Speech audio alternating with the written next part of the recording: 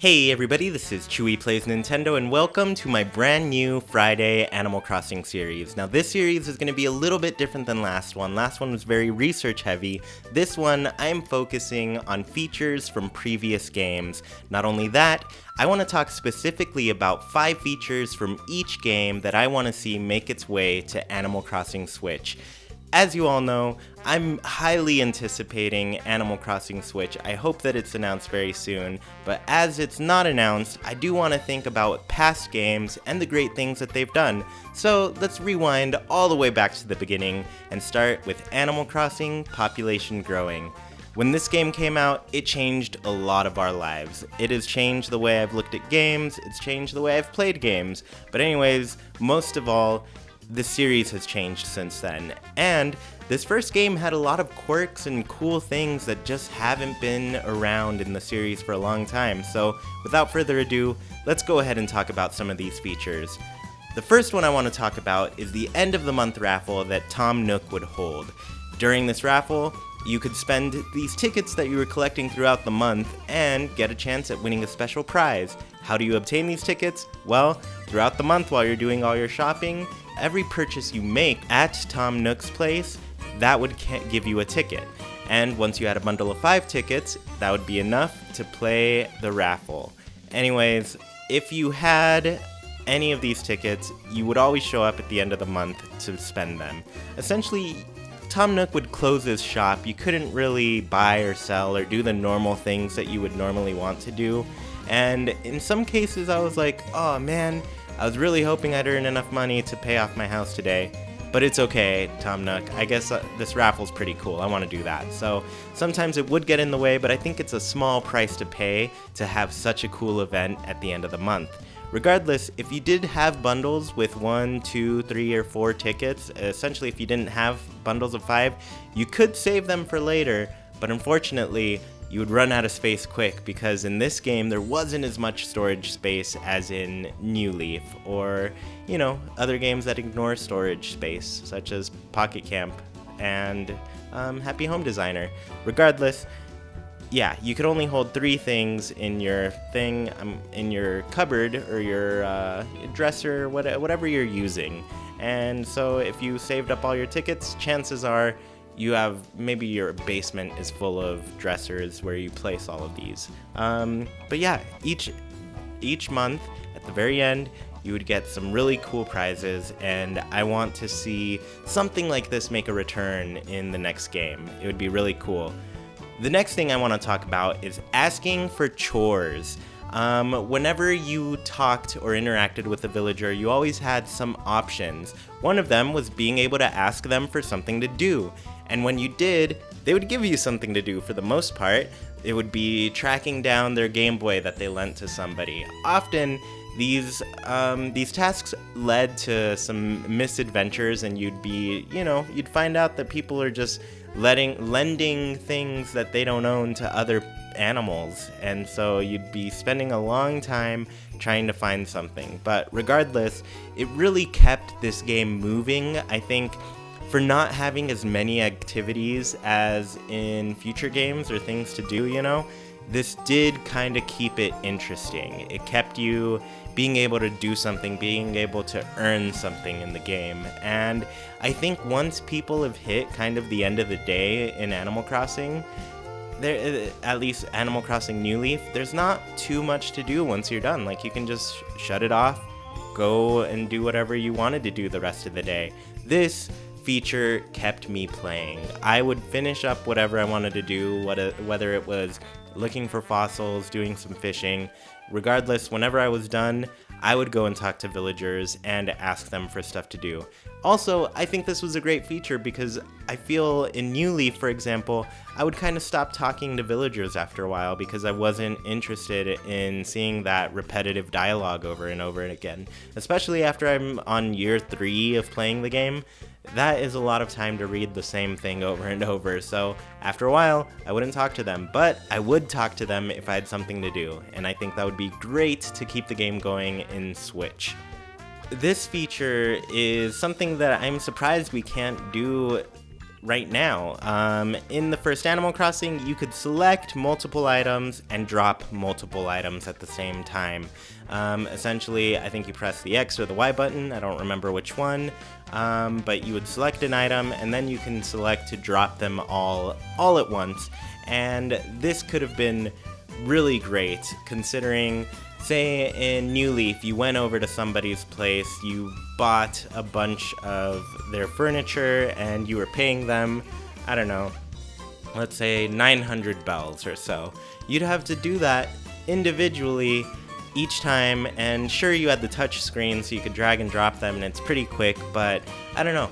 Being able to select them and not have to like move your hand from, you know, the controls, the buttons and everything, that little motion, like, it takes up some time, and it's kind of a little quality of life feature, but I thought it was something that was worth noting, and I would not mind at all if the next game allowed me to do that, especially because on the Nintendo Switch, yes, we have a touch screen, but that touch screen doesn't exactly work when we're in docked mode. So I think we need alternative methods to be able to control things.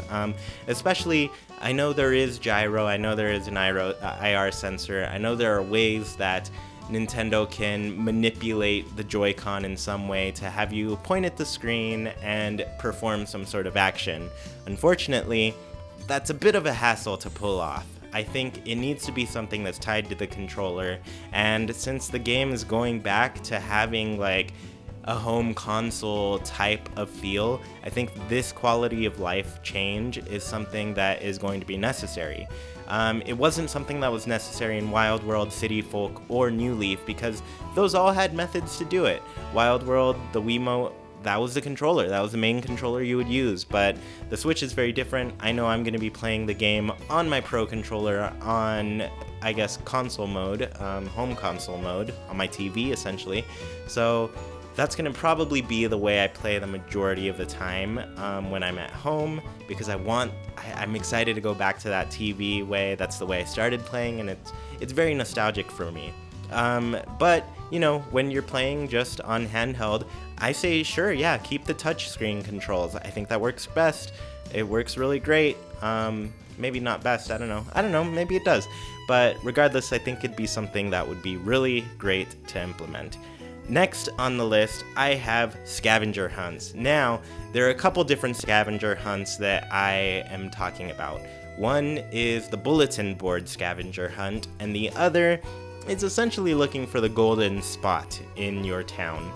So, essentially how this works, when you get out of your house in Animal Crossing Population Growing, you are in kind of a plaza, a little residential area, and there's a bulletin board right in the middle.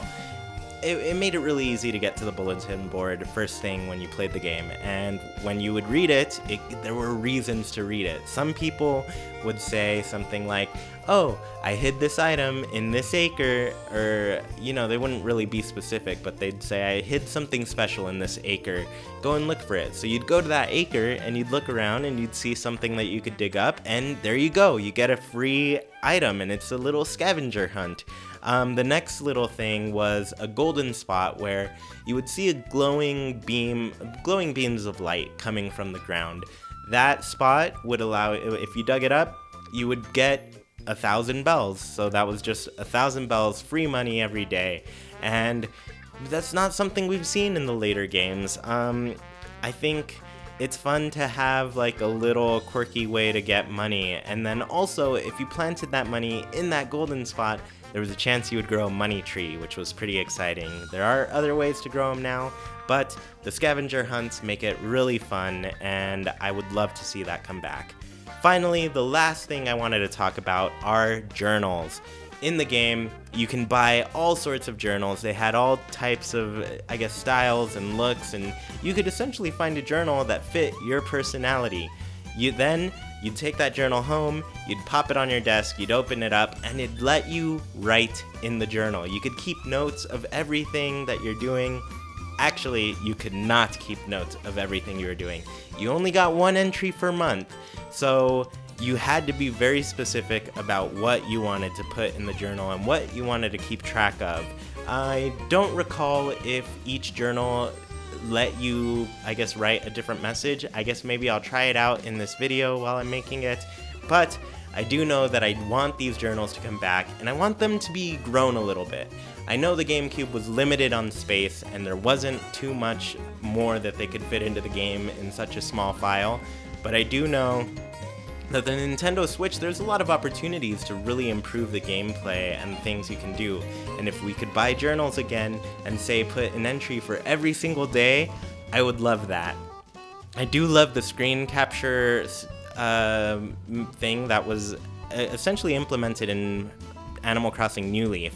Animal Crossing New Leaf has changed screenshots for Nintendo, so now they're getting much easier to make. But I did love that because it let me keep a record of things that I did, days that I did it, because it would all be organized by date, and so I thought that was a cool way to do it. It'd be really cool if you could take your screenshots about your day and post them in your journal. There's so much scrapbooking and ideas that you can pull off. Like maybe you got stickers that you can put in your journal and special mementos. Maybe you just grew a flower and you could do some flower pressing. I don't know. I think journals are super fun. I think it's fun for people to keep a little diary, and Animal Crossing is a very personal game, and it keeps you attached to just the place that you live in. And so I think it would be fun for people to be able to essentially share that, save that, and just keep a record of what they've done in their Animal Crossing life. Thank you all so much for watching. If you like this type of video, please be sure to leave a like, comment, share it to your friends, subscribe to my channel. There will be more videos like this. Like I said, I'm doing this series and I'm covering every single Animal Crossing game that I own. I guess just to give you a little calendar of what I'm doing. I'm of course going through all the mainline games, and I'm essentially going through everything chronologically. So I'm going Population Growing, which is today, Wild World next week, City Folk the week after that, New Leaf after that, and then I'm going to go into the spin-off series, and I'll do those in order as well, which will be Happy Home Designer, Amiibo Festival, and Pocket Camp. I know what you're thinking. How do you have anything to say about Amiibo Festival? That one was hard. There's a lot that is not redeemable about the game, but I found some positives. Regardless, once again, please be sure to like, comment, share, and subscribe, and I'll talk to you later. Bye!